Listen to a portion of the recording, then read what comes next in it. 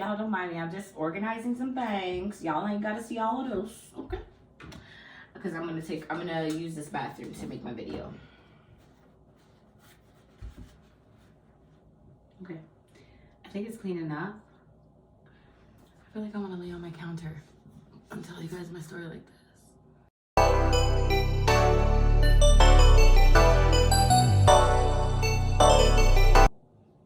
Can y'all see me? Can y'all hear me?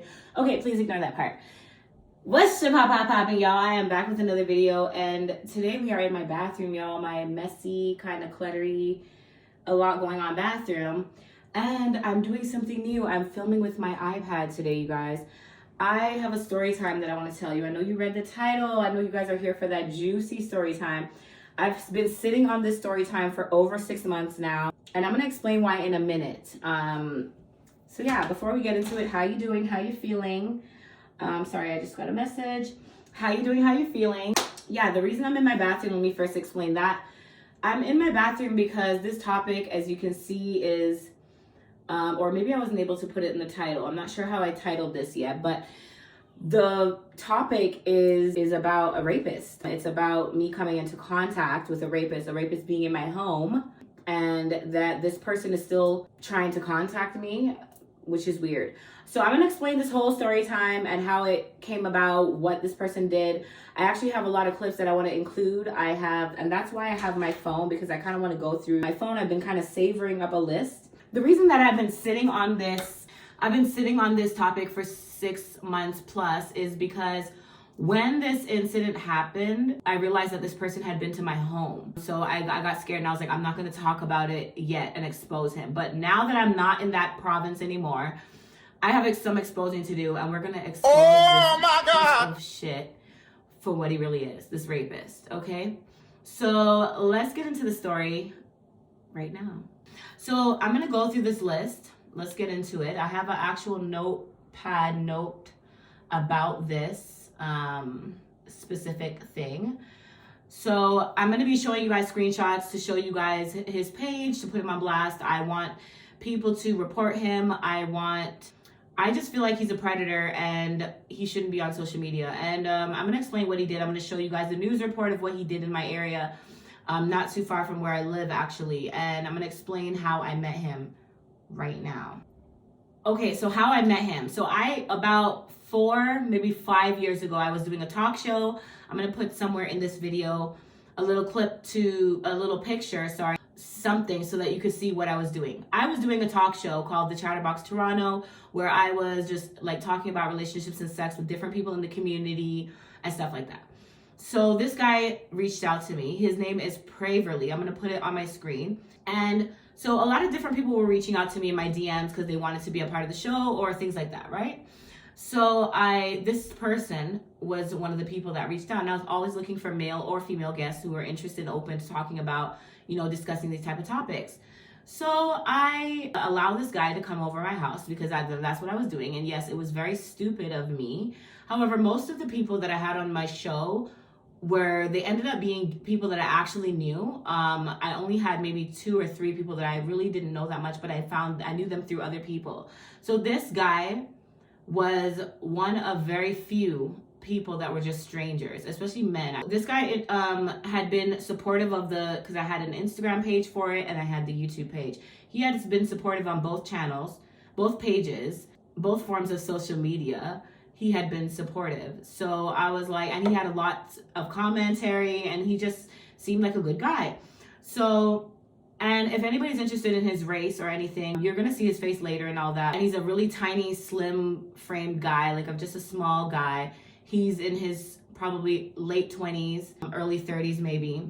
Anyways, he wrote me, so I wrote him back, told him the rules of the show, what we were discussing, how long the show would be, all that. So he came to my house. The first red flag that I should have actually picked up on was that this guy had whipped cream, okay? And another thing about me, I was really naive a few years ago, and I still have a lot of that in me because I'm the type of person that gives people like a chance, and I want to believe that most people are just good in this world. You know what I mean? So trust me, I've grown out of that a lot, but I was very naive and I just wanted to give everybody a chance, and I just never saw anything, I tried not to see the negative in so many things. So When I saw the whipped cream, I was just like, oh, maybe he just likes to shoot it in his mouth, you know.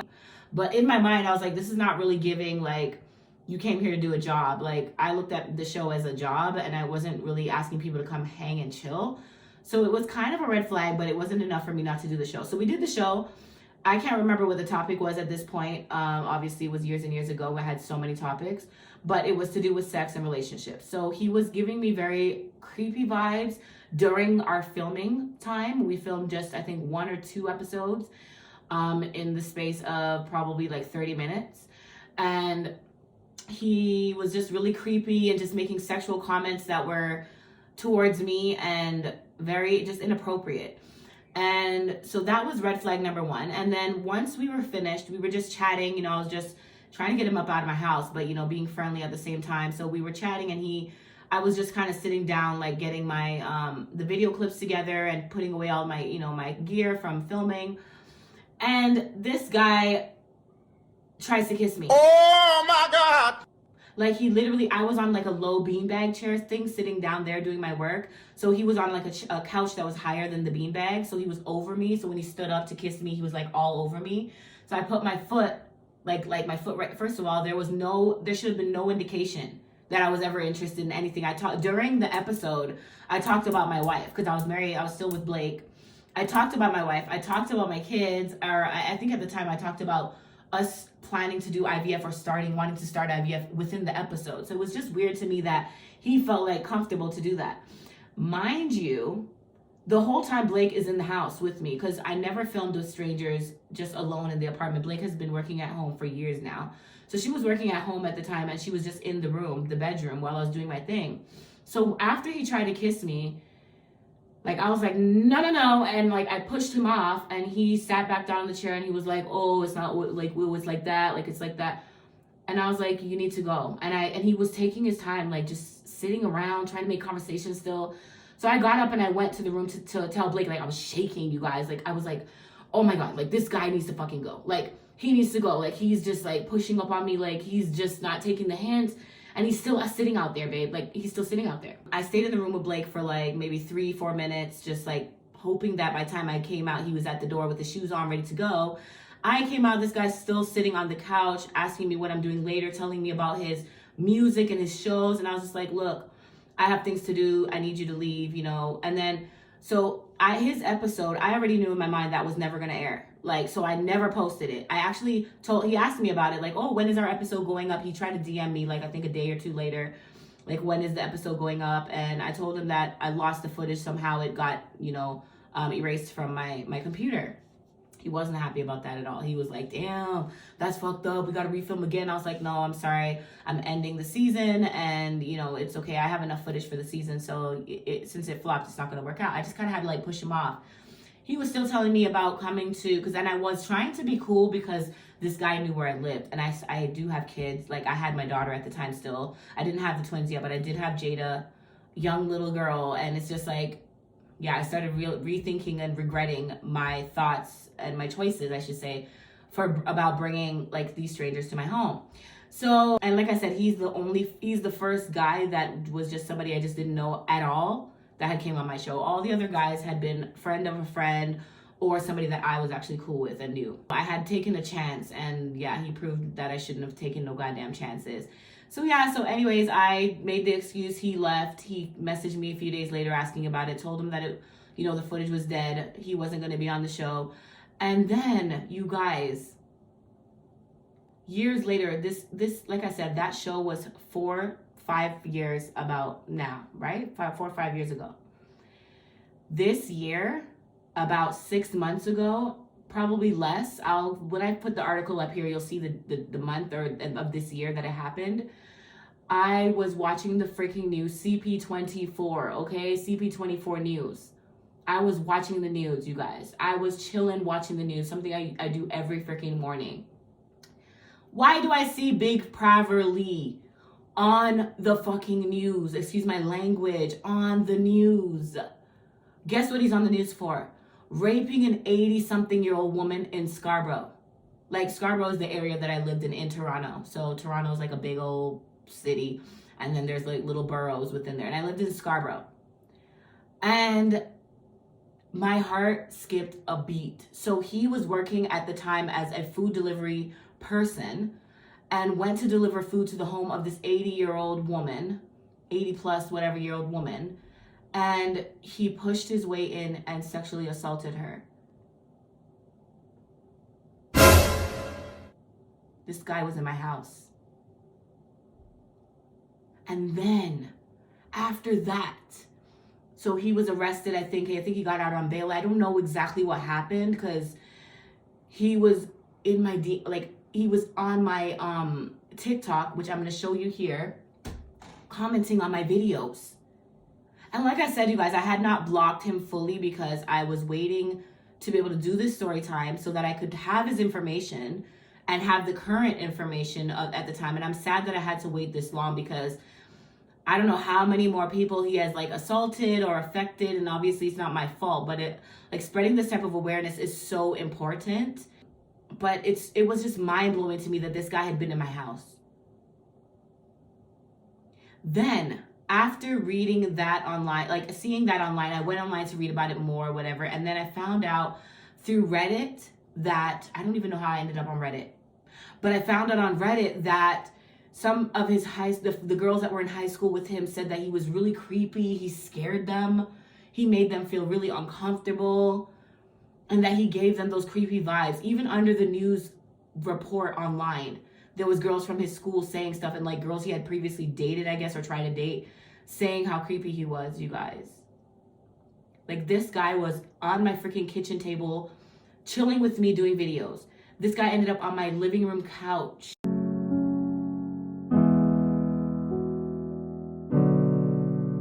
Honestly, though, if I'm being really, really honest, I mean, I shouldn't say it because the strength of a man, we don't really know, but he would have got his heart and his throat kicked the fuck out. He was really tiny. He's a really tiny guy.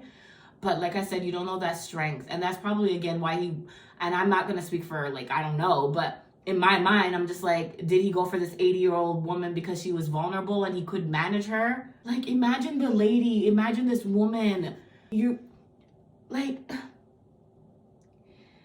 Oh my God, in your 80 plus when you're supposed to be relaxing, being free, feeling peaceful, safe, just going into your old age, and this is what you have to deal with.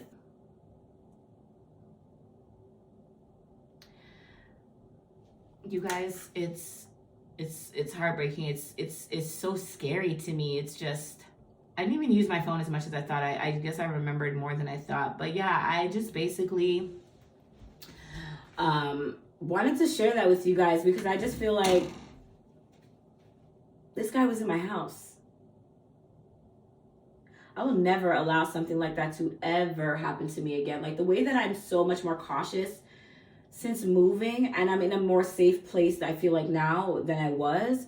When I was filming and stuff, when I was living in the apartment that I was living in before we moved here, I would be filming, the building would be like in my videos, you know, my car plate would be in my videos, things like that. Like, if I decide to have a talk show again or do anything up that alley and have like guests that I don't know from the community come in, I'm gonna rent a space and I'm gonna use that space and, you know, make sure that I'm safe, especially because I have kids. Like, even with having just Jada, I should have already been more safe. Like, I just can't believe that I allowed that. But that's my story time, you guys.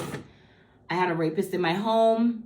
And you know, that brings me to another thought. I wonder how many killers, rapists, horrible people we come around or like we're in contact with every day, or like we don't know how many people were planning to kidnap us and it just didn't work out, or had a murder plan for us and it just didn't work out, or you know what I'm saying?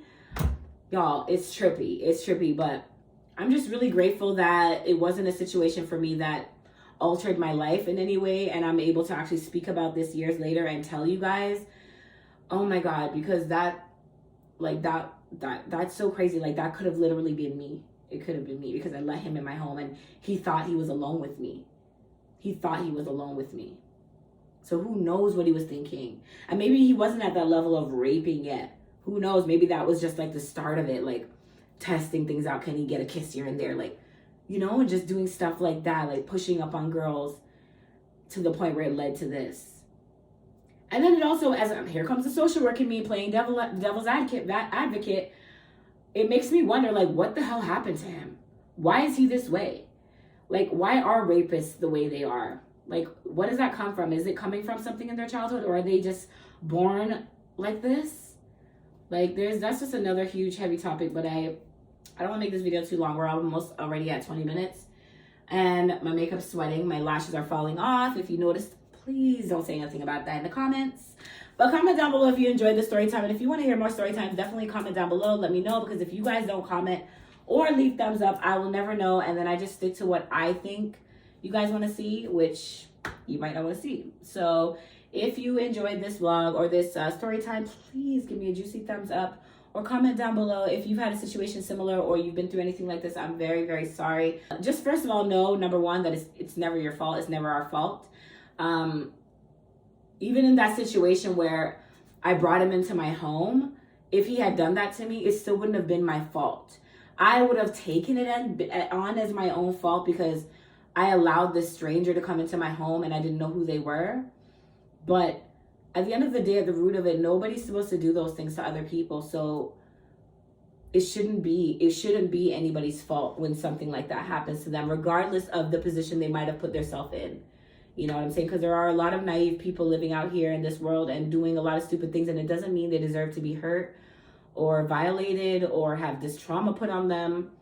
So I just wanted to put that out there really quick. If this is the first time that you're watching me, join that chatty gang, you guys. Make sure you hit the subscription button down below. Thank you so much to all of you who have been following me, been supporting me. I see you guys. I see you guys in the comments. I see the continued support, and I love you guys so much. Thank you so much. Make sure you turn on notifications. Like I said, I post every Thursday.